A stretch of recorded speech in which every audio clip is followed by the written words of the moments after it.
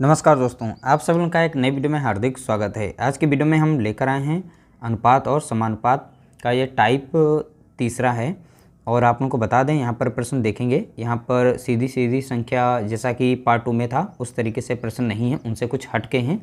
तो यहाँ पर ध्यान रखिएगा किस तरीके से सॉल्व करना है। बेसिक फार्मूला आप लोगों को बता दें जो हमने पिछली बार अप्लाई किया था, यानी जब भी हमें मध्यानुपात निकालना होता है a इंटू बी करते हैं, यानी दो वैल्यू दी जाती हैं उनको आपस में अंडर रूट में मल्टीप्लाई करते हैं यानी गुणा करते हैं। तो यहाँ पर उसी तरीके से हमें संख्या निकालनी है। तो बताया गया है 7 और 28 का मध्यानुपात ज्ञात करें। ठीक है, तो 7 और 28 का मध्यानुपात क्या होगा, तो उन्हें अंडर रूट में रखना है 7 गुणे 28।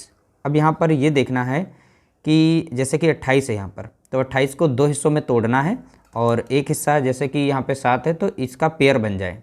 तो 28 को दो हिस्सों में इस तरीके से हम तोड़ सकते हैं, 7 चौक 28। ठीक है, तो दो हिस्सों में तोड़ेंगे तो ये भी परफेक्ट स्क्वायर बनेगा।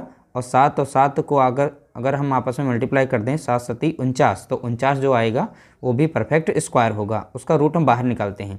तो यहाँ पर सीधी सीधा हम ऐसे लिख सकते हैं इसे, अंडर रूट 7 गुणे 7 गुणे 4। ठीक है, तो यहाँ पर देखेंगे इन दोनों में से 7 को बाहर निकाल देंगे रूट के बाहर। ठीक है, तो रूट के बाहर निकला है तो 4 जो बना हुआ है, तो 4 देखेंगे परफेक्ट स्क्वायर है, तो इसका स्क्वायर रूट कितना हो जाएगा, 2 हो जाएगा। अगर हम बाहर निकालें तो 4 को ऐसे भी लिखा जा सकता है 2 गुणे 2।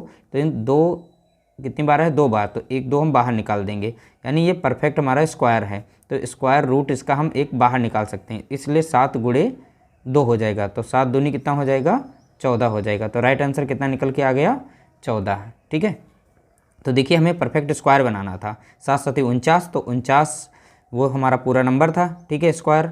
अब इसका स्क्वायर रूट क्या बनेगा, 7, तो 7 मैंने बाहर निकाल लिया था। तो 4 का स्क्वायर रूट हमारा परफेक्ट स्क्वायर रूट क्या बनेगा, 2, तो 2 बाहर निकल गया। 7 दूनी 14, इस तरीके से हमारा 14 आंसर आ गया। यहाँ पर है 45 और 125 का मध्यानुपात ज्ञात करें बताया गया है। ठीक है, तो यहाँ पर हम कैसे निकालेंगे, उसी तरीके से हमें लिखना है 45 गुणे 125।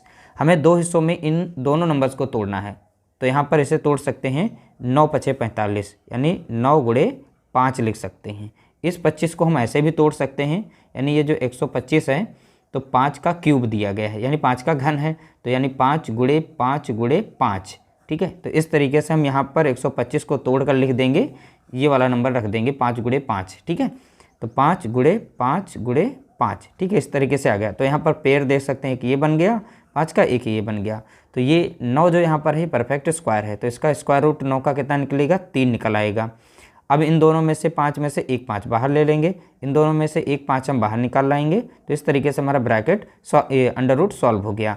तो अब ये नंबर हम मल्टीप्लाई कर देंगे, मध्यानुपात हमारा निकल आएगा।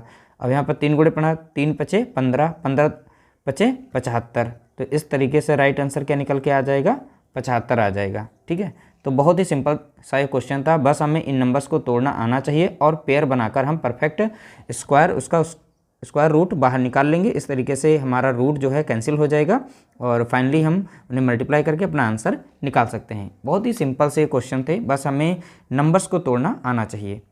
उम्मीद करते हैं आप लोगों को छोटी सी वीडियो हमारी पसंद आई होगी। वीडियो पसंद आई तो प्लीज़ वीडियो को लाइक करिएगा, शेयर करिएगा।